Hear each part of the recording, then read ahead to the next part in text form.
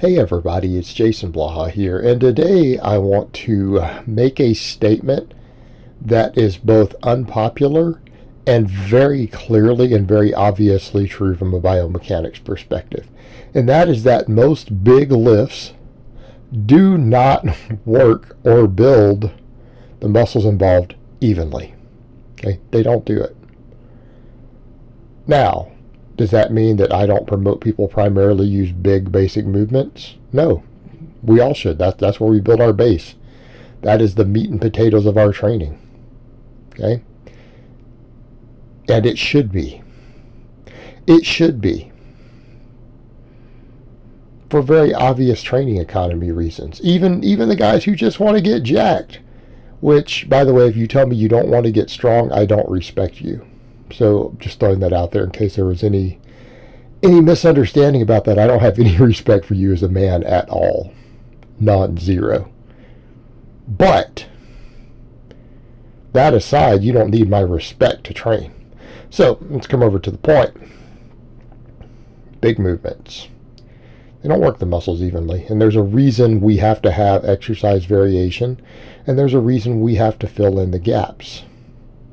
Okay? And if you want an obvious example, have you ever seen anyone tear a hamstring on a squat? Absolutely ludicrous, right? There is no reason at all to tear a hamstring on a squat. The hamstrings don't even get 50% activation on the squat.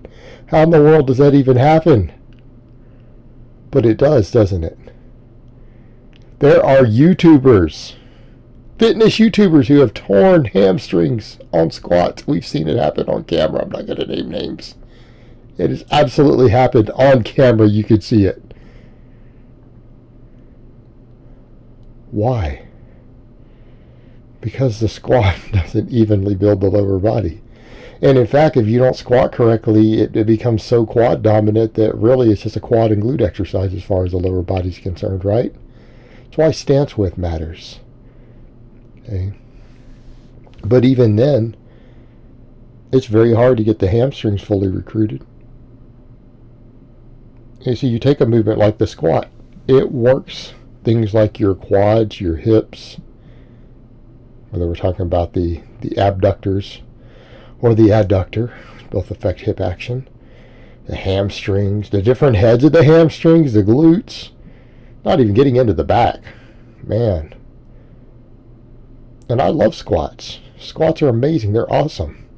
But realistically, you look at that movement and you realize it doesn't work all those muscles evenly. In fact, it doesn't even work the quads evenly.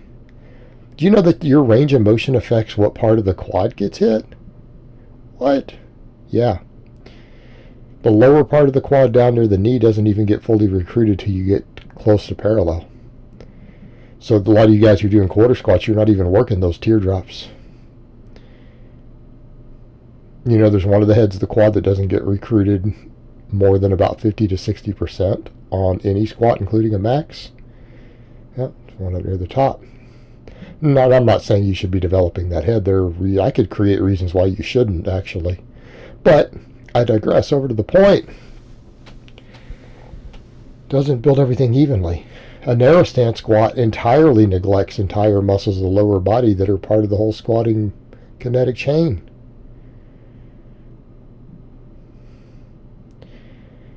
See where we run into issues here with this idea that if you're going to take, well, this one movement will handle everything. Okay. About upper body stuff. How about bench pressing? I mean, I'm a power lifter. I consider the bench to be an important movement. But realistically, does the bench press work all the muscles of the bench press evenly? No. Triceps will limit your bench press. Right? We all know this. Is there any doubt about that? Yeah. Of course, they can be the limiting factor. Building your triceps up can add 30 pounds to your bench. But your triceps don't get particularly well developed from the bench because they don't get maximally recruited beyond a novice level. But they're a primary mover. Like if you do nothing but bench pressing, you're going to get shoulder injuries, right? Because it doesn't work the entire upper body in a balanced manner.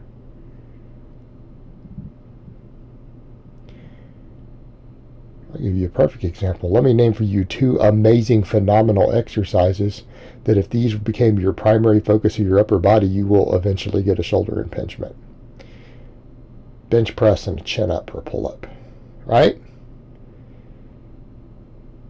If you use that angle of pull, chin up, pull up, lat pull down, right, as your primary lat training, you will not correctly develop your upper back, posterior deltoids, any of that. Okay, people who do tons of chin-ups and bench press as their primary upper body movements with no real variation, and they don't balance everything out, get shoulder injuries at a much, much higher rate.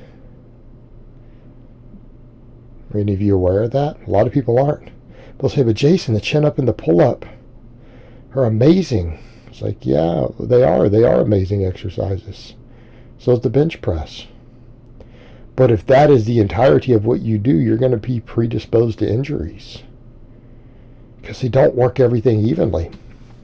I mean, chin-ups and pull-ups are terrible.